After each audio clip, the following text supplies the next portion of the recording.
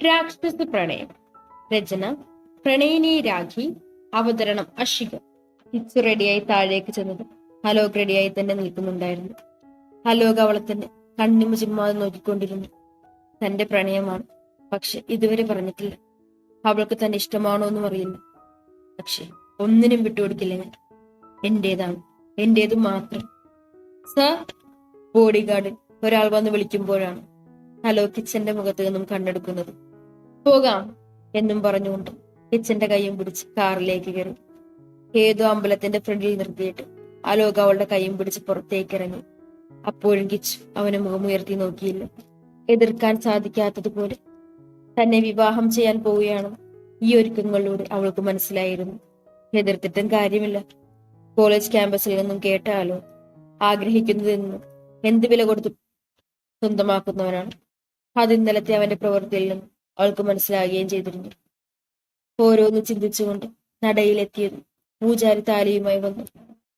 കിച്ചു കണ്ണുകളടച്ച് പ്രാർത്ഥിക്കുകയായിരുന്നതിനാൽ ഇതൊന്നും അറിഞ്ഞതേയില്ല. കഴുത്തിലൊരു നിശ്വാസം തട്ടിയപ്പോഴാണ് അവൾ കണ്ണുകൾ തുറന്നത്.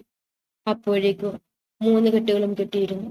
ഇതെല്ലാം പ്രതീക്ഷിച്ചുകൊണ്ട് തന്നെയാണ് ഇവിടെ നിന്നിരുന്നതെങ്കിലും പെട്ടെന്ന് നടന്നപ്പോഴുള്ള ഷോക്ക് അവളിൽ പ്രകടമായി. കണ്ണുകൾ നിറഞ്ഞൊഴുകി. അവൾ കണ്ണുകൾ അടച്ചു പ്രാർത്ഥിച്ചു. നെറുകയിൽ സിന്ദൂരവും ചാർത്തി അവളുടെ കൈയും പിടിച്ച് 3 വലം വെച്ച് തിരുനടയിൽ ഒരിക്കൽ കൂടി തൊഴുതുകൊണ്ട് നേരെ കാറിലേക്ക് കയറി. കാറിൽ കയറിയതു മുതൽ നിശബ്ദതയാണ്. അലോക് അത് മനസ്സിലാക്കിയതുപോലെ അവളെ തന്നിലേക്ക് ചേർത്ത് പിടിച്ചു. കാർ ഒരു കൊട്ടാരം പോലുള്ള വീടിന് മുന്നിൽ നിർത്തിയപ്പോഴാണ് കിച്ചു അലോകിനെ നോക്കിയത് തന്നെ. ഞാൻ പ്രതീക്ഷിച്ച പോലെ വലിയ വഴക്കൊന്നുണ്ടായില്ല ഏട്ടത്തി. സന്തോഷത്തോടെ തന്നെ ഇവിടുത്തെ അമ്മയും അച്ഛനും എന്നെ വീടിന്റെ മകളായി തന്നെയാണ് സ്വീകരിച്ചത്. ഈ നിമിഷം വരെ എന്നെയൊന്നും നുള്ളിപ്പോലും നവിച്ചിട്ടില്ല, കുറ്റപ്പെടുത്തിയിട്ടില്ല. പക്ഷെ ആരുഷി, അവളാണ് കൂടുതൽ എന്നെ അപമാനിച്ചുകൊണ്ടിരിക്കുന്നത്. അന്നും അലോക് അവൾ കിട്ടുന്നു പൊട്ടിച്ചിരുന്നു. അല്ല കിച്ചു, നീ എന്നിട്ട് വീട്ടിൽ പോയില്ലേ? പോയിരുന്നു ഏട്ടത്തി. പക്ഷെ അച്ഛനും ഏട്ടനും എന്നെ ആട്ടി ഓടിച്ചു. ഇങ്ങനെ ഒരു മകൾ ഇല്ലെന്ന് തന്നെ പറഞ്ഞു. ഞാൻ മനസ്സാവാച അറിയാത്ത തെറ്റ് അവർ എനിക്ക് പറയാനുള്ളത് പോലും കേൾക്കാതെ കാണണ്ടെന്ന് പറഞ്ഞു. പിന്നെ അച്ഛൻ മരിച്ച അന്നാണ് ഞാൻ അവിടേക്ക് കയറി ചെല്ലുന്നത്. അവരെന്നെ അച്ഛന്റെ ചിത പോലും കാണിച്ചില്ല. അതും പറഞ്ഞു കിച്ചു വൈദ്യുവിനെ കെട്ടിപ്പിടിച്ചു കരഞ്ഞു.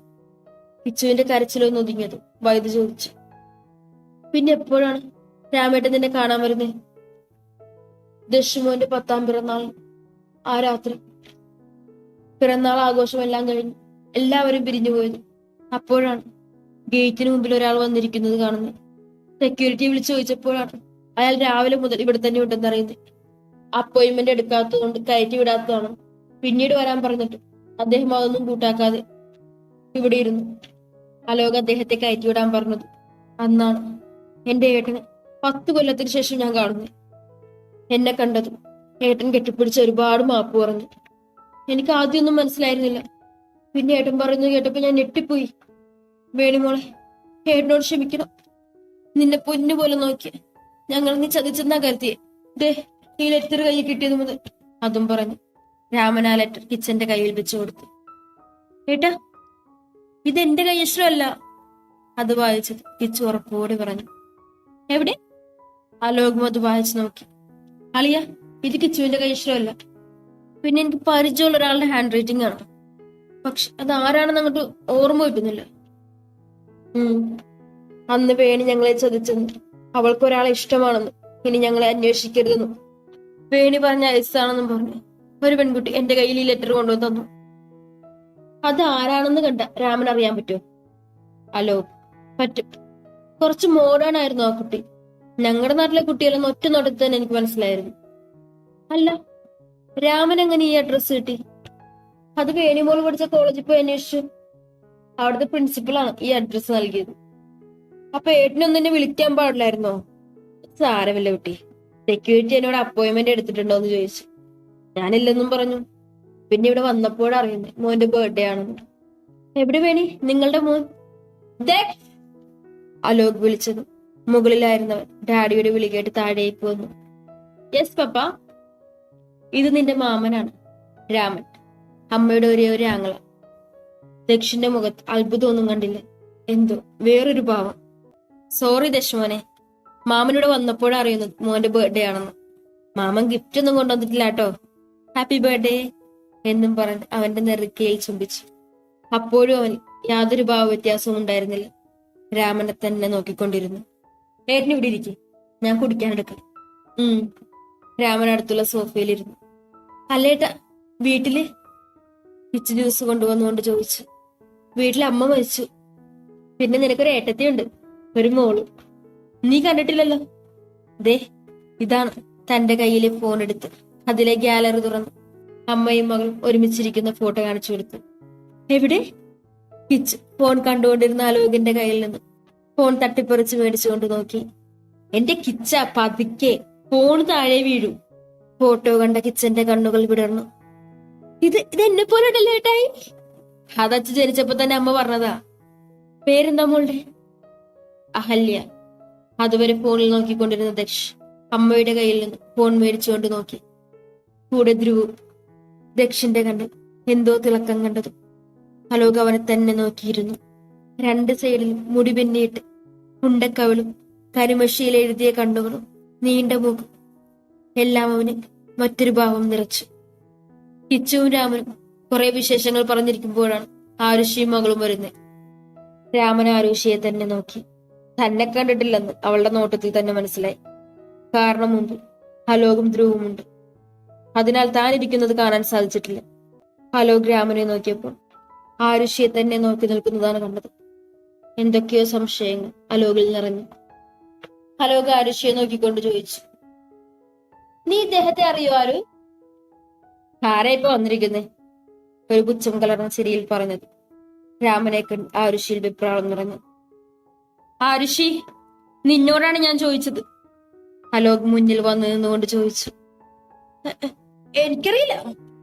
എന്താ ഒരു വിക്കല്? അലോക് ഒന്ന് പുച്ഛിച്ചുകൊണ്ട് പറഞ്ഞു. എനിക്കറിയില്ല. ഓക്കെ. അപ്പൊ ഇത് നിന്റെ കൈശ്വരല്ലേ? അത് കണ്ടതും ഒന്ന് പതറിയെങ്കിലും അവളില്ലെന്ന് തന്നെ ഉറപ്പിച്ചു പറഞ്ഞു. മുഖത്ത് നോക്കി കള്ളം പറയുന്നു. അലോക് അവളുടെ കവളിലിട്ടൊന്ന് പൊട്ടിച്ചു. ആ പറടി, ആര് പറഞ്ഞിട്ടാ നീ അന്നവനെ പറഞ്ഞു വിട്ടത്?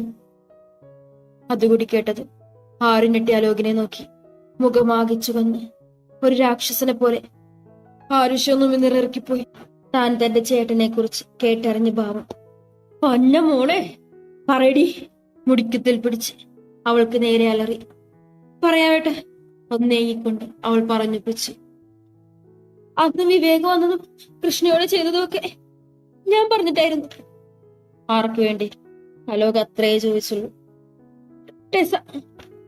അലോകിന് അത് മനസ്സിലായിരുന്നു എന്തിനാണെന്നും. ബാക്കി പറ. അത് ടെസയ്ക്ക് ഏട്ടന് ഇഷ്ടമാണെന്നും അവൾക്ക് ഏട്ടന് വിവാഹം കഴിക്കണമെന്നും പറഞ്ഞു. ഞാനതിന് കൂട്ടി നിന്നു. പക്ഷെ ഏട്ടന് ഇവളോടാണ് ഇഷ്ടമാണെന്ന് അറിഞ്ഞതാ ഞാനും ടെസയും കൂടി ഇവളെ ഏട്ടനിൽ നിന്ന് അകത്താനായിട്ട് വിവേകിനെ ഏർപ്പാടാക്കി. അവനാണെങ്കിൽ ഇവളെ കണ്ടത് മുതലൊരു ആഗ്രഹമായിരുന്നു. അത് ഞങ്ങൾ നടത്തി കൊടുക്കാമെന്ന് പറഞ്ഞു. പിന്നെ എല്ലാം ഒന്നും നടന്നത്. പക്ഷെ ഏട്ടൻ എങ്ങനെയാണ് അതിൽ വന്നതെന്ന് എനിക്കൊരു പിടിയും കിട്ടിയില്ല. അലോക് ഒന്ന് മൂളി. നീ എന്റെ ഫോണ് പരിശോധിച്ചില്ലേന്ന്? അതെനിക്ക് മനസ്സിലായി. ഒരു ദിവസം കമ്പനിയിൽ പോയി വന്ന് റെസ്റ്റ് എടുക്കുമ്പോഴാണ് ആരുവിന് തന്റെ ഫോൺ വേണമെന്ന് ഒരു കോള് ചെയ്യാനാണെന്നും പറഞ്ഞിടത്തേക്ക് വന്നത്. നിന്റെ ഫോൺ എന്തേ? അതേട്ടാ ഒന്ന് താഴെ വീണു, ഫോണാവുന്നില്ല. അതുകൊണ്ടാ. ഇതൊരു അർജന്റ് കാര്യമായിരുന്നു, അസൈൻമെന്റിന്റെ കാര്യം പറയാനാ. വേഗം വിളിച്ചിട്ട് തന്നേക്കണം കേട്ടോ. ആ ഏട്ടാ, ഒരു മിനിറ്റ് മതി. അവൻ മൂളിക്കൊണ്ട് ഫോൺ ഓപ്പൺ ചെയ്ത് കൊടുത്തു. നേരെ ഫ്രഷ് ആകാൻ പോയി. അത് മനസ്സിലാക്കി അവൾ അവന്റെ ഫോണിലെ ഗാലറി തുറന്നു. അതിൽ മൈ ലവ് എന്ന പേര് കണ്ട് അത് ഓപ്പൺ ചെയ്തതും അവൾ ഞെട്ടി. എല്ലാം കൃഷ്ണയുടെ ഫോട്ടോസ് ആയിരുന്നു. അവൾ അറിയാതെ എടുത്ത ഫോട്ടോസ്. പിന്നെ പെട്ടെന്ന് തന്നെ ആരും അവളുടെ ഫ്രണ്ടിനെ വിളിച്ച് സംസാരിച്ചു കൊണ്ട് നിന്നതും അലോക് ഫ്രഷായി ഇറങ്ങി. അവൾ ഫോൺ കട്ട് ചെയ്ത് ഏട്ടന് കൊടുത്തുകൊണ്ട് പോയി. നീ അന്ന് എന്റെ ഫോൺ ഏക്കിയതില്ലേ? അന്ന് എന്റെ പെണ്ണിന് പുറകെ അവൾ അറിയാതെ ഞാനൊരു സെക്യൂരിറ്റി ഏർപ്പാട് ചെയ്തിരുന്നു. അതാണ് ലിസ, കിച്ചുവിന്റെ ഒരേ ഒരു കൂട്ടുകാരി. അത് കേട്ടത് കൃഷ്ണ കണ്ണു മിഴിച്ചു നോക്കി. അലോക് അവളെ നോക്കി ഒന്ന് ചിരിച്ചു കാണിച്ചു. അലോകിനെ ഒന്ന് കണ്ണുരുട്ടി കാണിച്ച് മുഖം വീർപ്പിച്ച് പുച്ഛിച്ചു. ബാക്കി അലോക് പറഞ്ഞു തുടങ്ങി. അന്ന് ലിസ ഏതൊരു പെൺകുട്ടി വന്ന് പ്രിൻസിപ്പൾ വിളിക്കുന്നു പറഞ്ഞ് വിളിച്ചില്ലേ? അന്ന് അവൾ എന്നോട് ചോദിച്ചിട്ടാ അവൾ ആ റൂം വിട്ട് പുറത്തേക്ക് ഇറങ്ങിയത്. ഞാൻ തന്നെയാണ് ആ റൂം അവർക്ക് മനഃപൂർവ്വം ഡ്രസ്സിംഗ് റൂമായിട്ട് നൽകാൻ പറഞ്ഞത്. അതിൽ മറ്റൊരു വാതിലുണ്ടെന്ന് എനിക്ക് മാത്രമേ അറിയൂ, അല്ലാതെ വേറെ ആർക്കും അറിയില്ല. ലിസ പോയപ്പോ ആര് വിവേകിന് ഡോർ തുറന്നു കൊടുക്കുന്നതൊക്കെ ഞാൻ അവിടെ എത്തുന്നതിന് മുമ്പായിരുന്നു. പക്ഷെ ആ ഓഡിയോ ക്ലിപ്പ് എനിക്ക് കേൾക്കാമായിരുന്നു. പിന്നെ നടന്നതൊക്കെ നിനക്കും അറിയാലോ. കിച്ചുവിനെയും ആലുവിനെയും നോക്കി പറഞ്ഞതും അവൾ തലയാട്ടി. ഇതെനിക്ക് മാത്രമല്ല അറിയാവുന്നത്, അച്ഛനും അമ്മയ്ക്കും ഒക്കെ അറിയാം. അവരോട് ചോദിച്ചിട്ട് തന്നെയാ ഞാൻ നിന്നെ വിവാഹം കഴിച്ചത്. പിന്നെ അളിയ, വീട്ടിൽ ഇങ്ങനെ ഒരു സംഭവം നടന്ന കാര്യമൊന്നും എനിക്കറിയില്ലായിരുന്നു. സോറി. രാമനോട് അലോക് ക്ഷമ ചോദിച്ചത്. രാമനും അരുത്, ഞങ്ങളിലും തെറ്റുണ്ട്. ഇരുവരും പരസ്പരം കെട്ടിപ്പിടിച്ചു. ഇതിനി ഇവിടം കൊണ്ട് അവസാനിപ്പിച്ചോളാം, ഇല്ലെങ്കിൽ അലോക് ഒരു താക്കീതുപോലെ ആരുവിനോട് പറഞ്ഞു. ആരു എല്ലാവരെയും നോക്കി തന്റെ റൂമിലേക്ക് കയറിപ്പോയി. കൂടെ ആരോഹ്യയും എടുത്തു. നീയൊന്നും അവിടെ നിന്നേ. ആരുഷ് മുകളിലേക്ക് കയറാൻ നിന്നതും അലോക് വിളിച്ചു. നീ ഇത്രയൊക്കെ ചെയ്തതല്ലേ, രാമനോടും കിച്ചനോടും മാപ്പപേക്ഷിച്ചിട്ട് കയറി പോയാ മതി. അത് കേട്ട ആരുഷി ദേഷ്യത്തോടെ കൃഷ്ണയെ നോക്കി. യു, അതൊരിക്കലും ഞാൻ ചെയ്യില്ല. ആരു വാശിയോടെ പറഞ്ഞത്. നരേന്ദ്രന്റെ ശബ്ദമോട് ഉയർന്നു. എന്നാൽ ഈ നിമിഷം നീ എന്റെ മകളാണെന്നുള്ള കാര്യം ഞാൻ അങ്ങ് മറക്കും. നീ ഈ നിമിഷം ഇവിടെ ഇറങ്ങാം. പിന്നീട് ഒരിക്കലും മകളിന്റെ അവകാശം പറഞ്ഞ് ഈ പടി ചവിട്ടരുത്. ഒരു താക്കീതുപോലെ പറഞ്ഞത്. ആരു ദേഷ്യത്തോടെ കിച്ചുവിനെയും രാമനെയും നോക്കി. കിച്ചുവിന് ചെറിയൊരു രീതിയിൽ പേടി വന്നു. അച്ഛന്റെ ഭാവം മാറിയത് അലോക് പറഞ്ഞു. മാപ്പ് പറഞ്ഞ നിനക്ക് ഇനി ഇവിടെ കഴിയും, ഇല്ലെങ്കിൽ ഇപ്പൊ ഇറങ്ങിക്കോണം. ആരും ഒരു നിമിഷം എന്ന് ആലോചിച്ച്. ഇപ്പൊ ഞാൻ മാപ്പ് പറയും, പക്ഷേ ഇതിനൊക്കെ നീ അനുഭവിക്കും കൃഷ്ണ, കൂടെ നിന്റെ ഏട്ടനും. അവൾ പുച്ഛിച്ചുകൊണ്ട് പറഞ്ഞു. ഞാൻ പറയാം. ആരും ഇല്ലാത്ത കണ്ണുനീരൊക്കെ വരുത്തി കുറച്ച് സങ്കടവും മുഖത്ത് വാരി വിതറി രാമന്റെ അടുത്തേക്കെത്തി. ഇരു കൈകളിലും അമർത്തിപ്പിടിച്ചുകൊണ്ട് അവൾ മാപ്പ് അപേക്ഷിച്ചു. കൂടെ കൃഷ്ണയോടും മാപ്പ് പറയും തോറും ആരുവിന്റെ മനസ്സിൽ അവരോടുള്ള വക വർദ്ധിച്ചുകൊണ്ടിരുന്നു. അവൾ ഒരവസരത്തിനായി കാത്തിരുന്നു. ആരു വേഗം തന്റെ റൂമിലേക്ക് കയറിപ്പോയി. അല്ല കൃഷ്ണ, അപ്പൊ ഇപ്പോഴും ആരുഷിക്ക് ഇന്ന് നടന്ന സംഭവത്തോടു കൂടി ശത്രുത കൂടിയിട്ടുണ്ടല്ലേ? അവളിനി നമ്മളെ തകർക്കാൻ എന്തും ചെയ്യും. സൂക്ഷിക്കണം എടുത്തി. മോളെ അച്ചു നീയും. പിന്നെ എന്താ ഉണ്ടായത്? ഏട്ടൻ പിറ്റേന്ന് രാവിലെ പോയി. ഞാനും അലോകും ഒരുപാട് നിർബന്ധിച്ചു ഏട്ടത്തിയെ മോളെയും കൊണ്ടുവരാൻ. അപ്പൊ പറഞ്ഞു എല്ലാം അറിയുന്നൊരു ദിവസം വരും, അപ്പ അറിഞ്ഞാ മതി, ഇപ്പൊ ഒന്നും അറിയണ്ടെന്ന് പറഞ്ഞു. അന്ന് പോയി ഏട്ടൻ പിന്നെ വരുന്നത് യശിന്റെ 15 വയസ്സിലെ ബർത്ത്ഡേയുടെ അന്നായിരുന്നു. അന്ന് അവനോട് എന്ത് ഗിഫ്റ്റ് വേണമെന്ന് ഏട്ടൻ ചോദിച്ചു. കണ്ണൻ ഏട്ടന്റെ ചെവിയിൽ എന്തോ പറഞ്ഞു. അന്ന് തന്നെ ഏട്ടൻ അവന് വാക്കും കൊടുത്തു. അന്ന് പോയത് പിന്നെ ആ ആക്സിഡന്റ് ദിവസം അന്ന് രാവിലെ ഏട്ടൻ അവന്റെ കയ്യിൽ എന്തോ ഒന്ന് ഏൽപ്പിച്ചിരുന്നു. അതെന്താ അമ്മായി? അത് അവനെ അറിയൂ മോളെ, എനിക്കതുമായി യാതൊരു ബന്ധവുമില്ല. മോള് എന്നെ ചോദിച്ചു നോക്കുക കേട്ടോ. പിന്നെ അങ്ങോട്ട് ചെന്നാ മതി, ഇപ്പൊ തന്നെ പറഞ്ഞുതരും.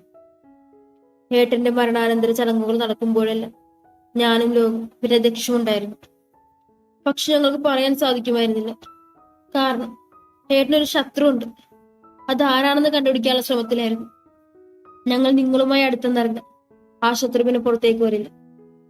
അതുകൊണ്ട് ഏട്ടനൊരു വാക്ക് കൊടുത്തിരുന്നു, എന്ന് ദശും അച്ഛൻ മാരീഡ് ആവുന്നു അന്നേ അവരെല്ലാം അറിയാൻ പാടുള്ളൂ എന്ന്. അതാണ് ചേട്ടത്തി ഒന്നും പറയാതിരുന്നത്. പക്ഷെ ഏടത്തിയുടെ എല്ലാ വിവരവും ഞങ്ങൾ അറിയുന്നുണ്ടായിരുന്നു, ഓരോ നിമിഷവും. ഇന്നാണ് എല്ലാം രണ്ടുപേരും അറിയേണ്ട ദിവസം. വൈദ്യു ഒന്ന് മൂളുക മാത്രം ചെയ്തു. ആരാണ് ശത്രു? അതും കൊല്ലാൻ മാത്രം. ഇനി ആരുഷിയായിരിക്കുവോ? കാരണം ഇത്രയും പ്രശ്നങ്ങൾ ഉണ്ടായത് അവള് കാരണമല്ലേ? അവളല്ലെങ്കിൽ പിന്നെ ആരാ? കണ്ടെത്തണം. പിന്നെ അച്ചുമോളെ, അമ്മായിക്ക് കുറച്ച് കാര്യങ്ങളെ അറിയൂ, ബാക്കിയെല്ലാം കണ്ണനെ അറിയൂ. ഈ കണ്ണൻ ആരാണെന്നല്ലേ? നമ്മുടെ ദശിനെ വീട്ടിൽ വിളിക്കുന്ന പേരാണ് കണ്ണൻ, ധ്രുവിനെ ഉണ്ണി. ഇനി പ്രസന്റിലോട്ട്. ഇതേ സമയം ആരോഹിയുടെ റൂമിൽ. ഹലോ. ആരോഹി കോൾ ചെയ്തതും മറുഭാഗത്തുനിന്നും കോൾ കണക്ട് ആയി. Hello Varun. Yes dear Rohi, tell me. Varun, ഞാനൊരു ഫോട്ടോ അയച്ചിട്ടുണ്ട്. അവളെ എത്രയും വേഗം പൊക്കണം, പിന്നെ ജീവനോടെ കാണരുത്. നിനക്കും ഗുണമുണ്ടാവോളെ കൊണ്ട്. പറഞ്ഞു വന്നത്. Yes dear, I understand what you say. Said it quickly. Okay dear. അവൻ വശ്യമായി വിളിച്ചത് അതിന്റെ അർത്ഥം മനസ്സിലാക്കിയതുപോലെ അവൾ പറഞ്ഞു. I will be there tonight for you. A special night. Okay dear, I M waiting. Coming soon. ഇനി നീ ദർശന്റെ ജീവിതത്തിൽ ജീവനോടെ ഉണ്ടായില്ല അഹല്യ. കോൾ കട്ടായത് അവൾ അട്ടഹിച്ചുകൊണ്ട് പറഞ്ഞു. കൂടെ അച്ചുവിന്റെ ഫോട്ടോയും സെൻഡ് ചെയ്ത് കൊടുത്തു. എന്ത് ചെയ്യാൻ, ഈ ചെറുപ്രായത്തിൽ അവന്റെ കയ്യിൽ കിടന്ന് പെടന്ന് തീരാനാണല്ലോ നിന്റെ യോഗം. So sad. What you lucky angel. അച്ചുവിന്റെ ഫോട്ടോ നോക്കി മുരണ്ടുകൊണ്ട് ആരുഷി ഡോർ തുറന്നു. എന്താമ്മ? What happen? Why is your hand on your cheek? ആ പുന്നാറ് മൂള് കയറുന്നു. ആരു ദേഷ്യപ്പെട്ടുകൊണ്ട് നടന്ന കാര്യങ്ങളെല്ലാം പറഞ്ഞു. മമ്മ ഒന്നുകൊണ്ട് വിഷമിക്കണ്ട. അങ്കിളിനോടും ആന്റിയോടും പിന്നെ പട്ടിക്കാട്ടുകാരിയോടും ഇതിനെല്ലാം നമ്മൾ പകരം വീട്ടും. മമ്മയെ തല്ലിയായി കൊണ്ട് തന്നെ മമ്മയുടെ കാല് പിടിച്ചിരിക്കും. ഞാനൊന്ന് പുറത്തു പോവോ? നൈറ്റ് ലേറ്റ് ആവും. ഞാൻ വിളിക്കുമ്പോൾ മമ്മ വാതിൽ തുറന്നാൽ മതി. തന്റെ കാറിന്റെ കീയും എടുത്ത് അവൾ പോയി. ഓക്കെ. ഹലോ. ആരോഹി പോയത്. ആര് ഫോൺ എടുത്ത് ഒരു നമ്പർ ഡയൽ ചെയ്ത് കാതിൽ വെച്ച്. മറുഭാഗത്തു നിന്നും മറുപടി വന്നത്. അവൾ സംസാരിച്ചു തുടങ്ങി. Okay baby, I M waiting. ഒരു കൂടിക്കാഴ്ചക്ക് സമയമായിരിക്കുന്നു അല്ലേ? തുടരും.